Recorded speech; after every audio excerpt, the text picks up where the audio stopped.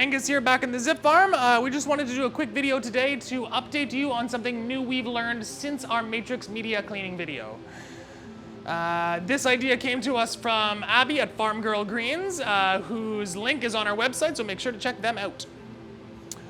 So, the trick is, very simply, instead of using a rigid brush to clean your wicking strip, the idea is to use a knife and to scrape off all the old root and our organic matter, as well as all the dirty water and algae and gunk out of your whipping strip in one fell swoop, which has the nice added benefit of sharpening your knife at the same time.